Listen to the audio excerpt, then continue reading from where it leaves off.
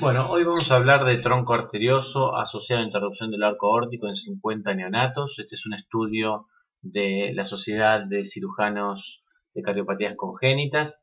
El principal autor es Konstantinov y los demás autores también provienen del Sick Children de Toronto, de la Cleveland Clinic y demás. Es un estudio multiinstitucional, como vamos a ver.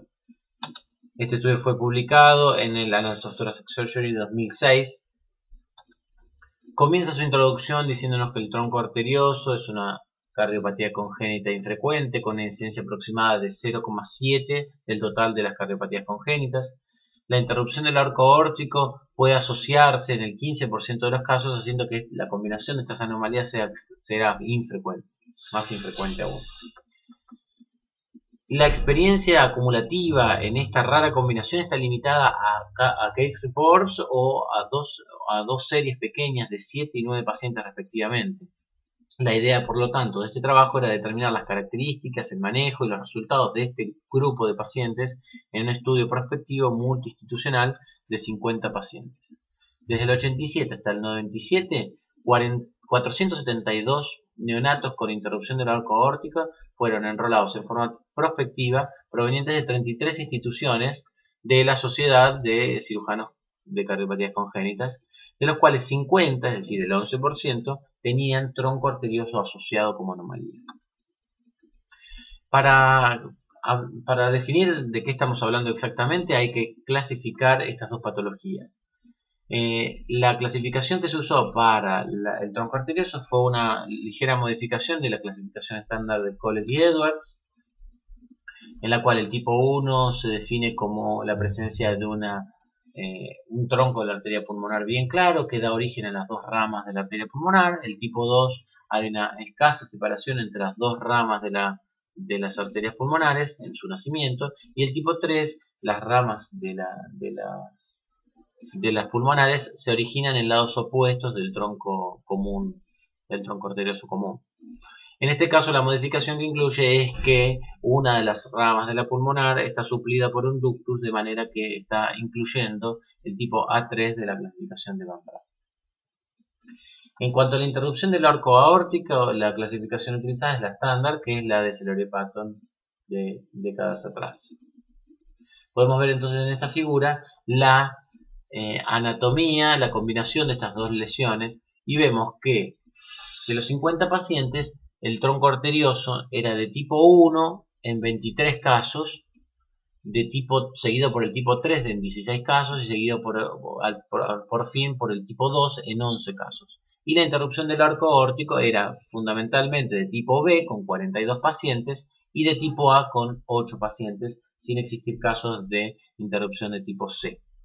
La combinación de estas estructuras, de estas patologías, dio como resultado que lo más frecuente sean interrupciones de tipo B, de las cuales la que predominaba era en combinación con un tronco arterioso de tipo 1, seguido de un tipo 3 y seguido de un tipo 2. Mucho más infrecuentes eran las interrupciones de tipo A, de las cuales solo había un caso en los tipos 2 y 3 de tronco arterioso, y 6 pacientes tenían interrupción del arco aórtico de tipo A con tronco arterioso tipo 1. Respecto de la patología de la válvula troncal, la insuficiencia de esta válvula fue clasificada como leve, moderada, severa en el momento de la admisión inicial.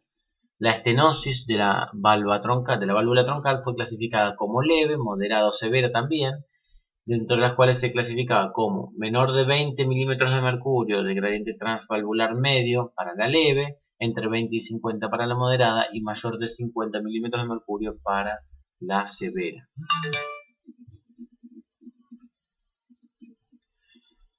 Vayamos a los resultados. Prevalencia y características de los pacientes. El manejo preoperatorio consistió en el 100% de los casos de infusión de prostaglandina, 62% de los pacientes estaban en ventilación mecánica y 42% requirió algún tipo de soporte inotrópico. El camino que siguieron estos 50 pacientes puede ser detallado en esta figura 2. De los 50 pacientes tenemos 4 resultados posibles. Uno de ellos, el primero a la izquierda, un paciente que recibió un trasplante cardíaco y está vivo. El mayor grupo lo constituyen los 38 pacientes en los cuales se realizó la reparación en un único estadio, de los cuales 21 pacientes fallecieron sin llegar nunca a la reintervención. Los 17 pacientes restantes, 2 están vivos sin requerimiento de reintervención. 5 pacientes debieron recibir reintervención por obstrucción del arco aórtico, de los cuales 2 murieron y los 3 restantes están vivos luego de la reintervención. Uno de ellos recibió un trasplante cardíaco. Los 10 pacientes que nos faltan de esos 17 recibieron una reoperación por el conducto de BDAP, uno de ellos murió y los 9 restantes están vivos luego de esta reoperación. El tercer grupo, de 4 pacientes, fue el de aquellos que murieron sin llegar a operarse nunca. Y por último tenemos el grupo de 7 pacientes en los cuales solo se realizó la reparación del arco aórtico. 2 de ellos llegaron a la reparación del tronco arterioso en forma subsecuente, uno de los cuales murió, y el restante tuvo que recibir una reoperación por obstrucción del conducto luego de la reparación en 2 estadios de su tronco arterioso con interrupción del arco aórtico. Y actualmente está vivo luego de esa reparación por el conducto. Los restantes 5 pacientes murieron sin llegar a la reparación del tronco arterioso.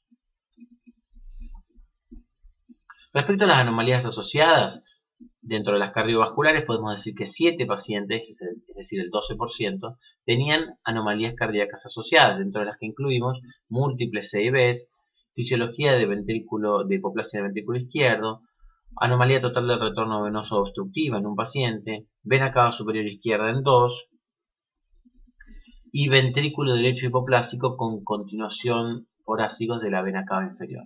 La presencia de estas anomalías fue fatal en forma universal, excepto aquel paciente con fisiología de ventrículo izquierdo hipoplásico que recibió trasplante cardíaco. Respecto de las anomalías del arco, el arco aórtico derecho estaba presente en 3 neonatos. Con respecto a la válvula troncal, la regurgitación de esta válvula fue encontrada en el 48% de los casos, que eran 24 pacientes, de los cuales 18 murieron. Los 4 pacientes que tenían regurgitación severa murieron y 7 tenían moderada, de los cuales 5 murieron. La estenosis de la válvula troncal fue encontrada en 16 pacientes, es decir, el 32%, de los cuales 13 de ellos murieron. Todos los pacientes que tenían estenosis severa, que eran 2, murieron. La combinación de insuficiencia y estenosis fue encontrada en 12 pacientes, de los cuales 9 murieron. Podemos resumir todo lo dicho en la tabla 1, que describe las características de los pacientes, y resaltamos algunas de las características, que son el peso promedio al momento de la cirugía inicial de 3 kilos promedio, con 18 pacientes por encima de los 3 kilos. La edad en días al momento de la primera cirugía, con 9 días de vida de promedio, de mediana. 7 pacientes tenían síndrome de Digeorge. Respecto de la interrupción del arco aórtico, como hemos mencionado, el 84% tenían una interrupción de tipo B. Y respecto del tronco arterioso, como hemos dicho, el 46% tenían un tronco arterioso de tipo 1. La insuficiencia de la válvula troncal era leve en el 29% de los casos, la estenosis de la válvula troncal era leve en el 24% de los casos.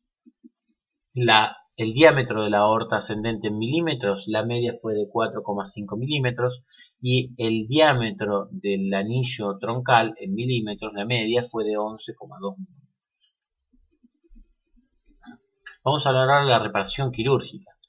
En algunos pacientes se realizó la reparación en un único estadio, la corrección de la interrupción junto con el tronco. Se realizó en 38 pacientes, de los cuales 18, es decir, casi la mitad, murieron durante la misma intervención. Se realizaron procedimientos sobre la válvula troncal en 7 pacientes y ellos incluyeron el reemplazo de la válvula troncal con un injerto órtico en 3 pacientes. 2 fueron realizados durante la cirugía inicial y uno de ellos murió. Un reemplazo de la válvula troncal fue realizado como una reoperación tardía y este paciente permaneció vivo. respecto de las reparaciones, las plásticas de la válvula troncal fueron realizadas durante la cirugía inicial en 3 pacientes, todos ellos murieron. Un paciente recibió una plástica de la válvula troncal tardía y permanece vivo. Respecto a la mortalidad general, esta fue de 68% en 34 pacientes, con un periodo de riesgo inicial, obviamente, con mortalidad temprana. Las causas de muerte se muestran en la tabla 2. Tenemos las muertes hospitalarias, 28 pacientes, con 3 muertes en el quirófano, 3 en ECMO, y la principal de las causas, que fue la falla cardíaca posoperatoria en 12 pacientes, a lo que se suman 3 pacientes por sepsis. Las muertes tardías fueron de 6, en las cuales encontramos convulsiones refractarias, rechazo crónico, luego un trasplante cardíaco, muerte súbita, etc. La supervivencia general desde la admisión fue de 44% a los 6 meses, 39% al año y 31% a los 10 años. Los factores de riesgo aumentado asociados con la muerte a lo largo del tiempo incluyeron el género femenino, el tronco de tipo 3 y una institución que representó bajo riesgo. Los resultados fueron mejorando a lo largo del tiempo. La influencia favorable de haber nacido más adelante en el tiempo respecto de la supervivencia general se muestra en la figura 4, en la cual vemos que la supervivencia ha ido mejorando desde los años 88, 93 a 97, con escasa diferencia entre estos últimos dos periodos, pero con una marcada diferencia entre el 88 y el 93. Respecto de las reintervenciones en el arco aórtico, luego de la reparación inicial, de los 46 pacientes que recibieron la reparación del arco, ya sea aislada en 7 pacientes o combinada con la reparación del tronco arterioso, esta fue seguida de muerte en 24 pacientes y de supervivencia hacia una reintervención luego de la reparación de la interrupción del arco aórtico por obstrucción en 7 pacientes. De las 7 reintervenciones, 4 fueron reoperaciones y consistieron en el aumento, en la ampliación con parche del arco. Una fue una dilatación con balón de la zona estenótica y 2, una dilatación con balón de la zona estenótica seguida de la consecuente ampliación con parche. Si uno mira a los 5 años luego de la intervención, 58% de los pacientes murieron sin haber recibido una reintervención en el arco aórtico. 28% permanecieron vivos sin requerir una reintervención del arco aórtico y 14% recibieron una reparación. Respecto de las reintervenciones asociadas al conducto de BDAP, la supervivencia hasta la reintervención, ya sea por obstrucción del tubo de BDAP o a nivel del tronco de la arteria pulmonar, fue realizada en 12 pacientes. La reparación fue en 11 pacientes con reemplazo por estenosis en 9 y ampliación con un parche en 2 de los pacientes. A los 5 años después de la reparación del tronco arterioso, el 59% había muerto sin haber recibido el recambio del tubo, el 23% había recibido la reoperación y el 18% había sobrevivido sin necesidad de reoperar. Esto es lo que se muestra en el gráfico: el 50%, 9% muertos, 23% con reoperación por el conducto y 18% vivos sin requerimiento de reoperación del conducto. Comentario. En este estudio, entonces, los resultados y los factores de riesgo asociados para muerte, reintervención del arco aórtico o reoperación por el conducto se describen y son la corte más grande de neonatos descrita hasta el momento. La mortalidad general demostró una ligera mejoría a lo largo del tiempo, a pesar de que incluso permanece baja la sobrevida en los pacientes, incluso para los pacientes nacidos en el 97. En el análisis presente, la mortalidad fue asociada con el tipo 3 de tronco arterioso, con el momento de nacimiento, los años previos, los años iniciales de nacimiento, el género femenino y una institución que tuvo bajo riesgo, baja mortalidad. El tipo 3 puede requerir unifocalización de las arterias pulmonares con una cirugía más compleja y más larga. Los pacientes con esta morfología tuvieron mayor tiempo de circulación extracorpórea que los neonatos con una anatomía más favorable. Actualmente la técnica consiste en la transección de las ramas pulmonares con un CAF generoso que incluye los orificios de las arterias pulmonares y que debería llevar a unos mejores resultados. El género femenino fue identificado como un factor de riesgo en esta serie, pero realmente no se puede explicar cuál es el motivo por el cual lo representa. Los resultados mejores en una institución que en la otra está relacionado a factores relacionados con el paciente. Ninguno de los pacientes tratados en esta institución tenía regurgitación truncal de la válvula troncal moderada o severa y ninguno tenía un tronco de tipo 3. Cuando hablamos de la interrupción del arco aórtico como un factor de riesgo, podemos decir que ya en otros estudios se había tratado este tema. Shangiri había hablado de 50 pacientes que habían sido operados por tronco arterioso entre el 92 y el 98. 9 eran, de los cuales 7 eran neonatos, tenían interrupción del arco aórtico, pero ninguno tenía regurgitación de la válvula troncal. En esta serie no hubo muertes entre los 9 pacientes y a 3 años de follow-up ninguno había requerido reoperación de ningún tipo. De manera similar, Sano y colaboradores reportaron 7 casos de pacientes con interrupción con tronco y que habían recibido la corrección en un único estadio de ambas anomalías entre el 85 y el 89 y todos los pacientes eran de tipo 1 o tipo 2 el tronco. A pesar de que no hay datos acerca de la regurgitación de la válvula troncal o de estenosis, ninguno de los 7 pacientes había requerido ningún tipo de intervención en la válvula troncal. Y no hubo muertes tempranas ni tardías en una media de follow-up de 29 meses, con un rango de 5 meses a 4 años, desde la reoperación inicial, y las reoperaciones solo fueron realizadas en 3 pacientes. Esto contrasta con los resultados de este estudio, en el cual el 48% de los pacientes tenían regurgitación de la válvula troncal con estenosis concomitante o sin ella. Y un adicional de 8 pacientes tenía estenosis aislada.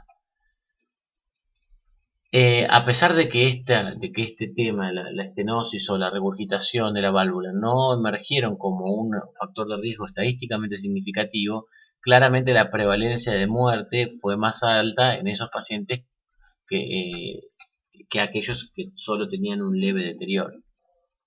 Respecto de los resultados de la intervención de la válvula troncal, obviamente los pacientes, la mortalidad fue temprana en los primeros momentos después de la corrección en un único estadio.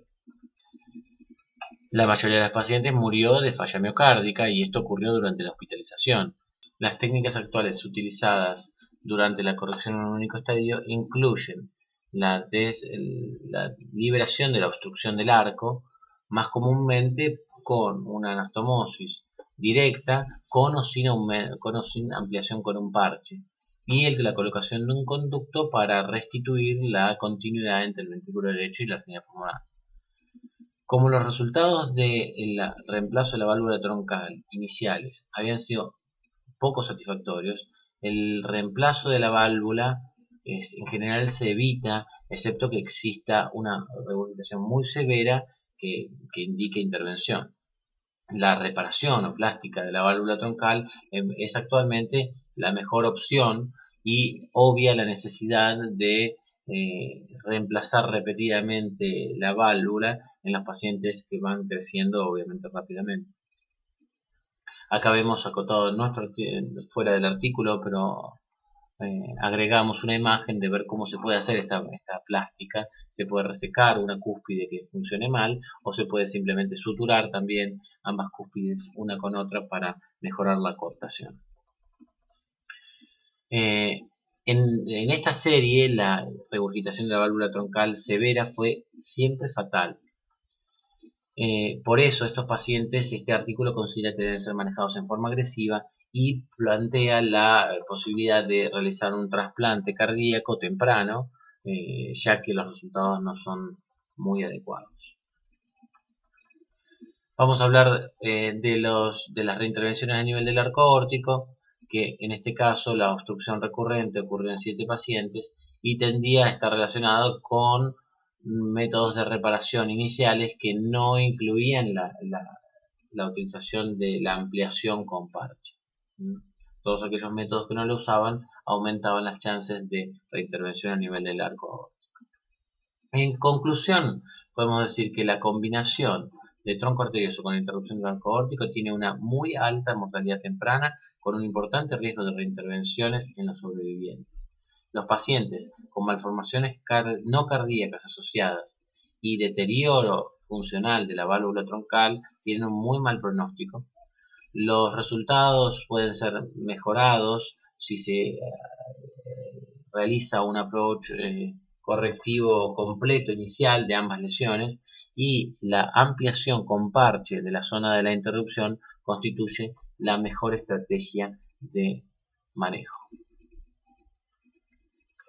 Vamos a hacer un breve repaso del comentario realizado por el doctor Lacour-Gayet, que lo que marca es que la técnica quirúrgica es lo cuestionable, porque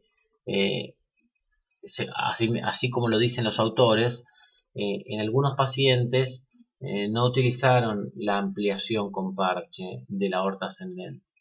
Entonces, la técnica que el doctor Lacour-Gayet utiliza incluye la reparación en los primeros días de vida, en un único estadio, con movilización de la aorta descendente, anastomosis aórtica directa, transección del tronco común, formación de un CAF con las entradas de las ramas pulmonares, ampliación de la aorta ascendente con parche y la colocación de un tubo valvulado para reconstruir el tracto de salida del ventrículo derecho. El parche entonces en la aorta ascendente es esencial para prevenir la estenosis en esta región, dado que existe un mismatch, una discordancia entre la raíz troncal y el pequeño diámetro de la aorta ascendente, sobre todo en los pacientes que tienen una interrupción de tipo B con subclavia derecha retroaberrante. Este estudio propone, según Lacour-Gayet, equivocadamente quizás el trasplante cardíaco como una de las principales maneras de evitar el reemplazo de la válvula troncal. Lo que dice es que con un delay, con un retraso de unos 4 meses de promedio en su institución, para obtener un donante de un corazón para este paciente, la opción parece muy riesgosa. Por eso, reparar la válvula puede ser una de las opciones más saludables para el paciente. Toda esta serie, los resultados muestran unos escasa sobrevida a corto y largo plazo.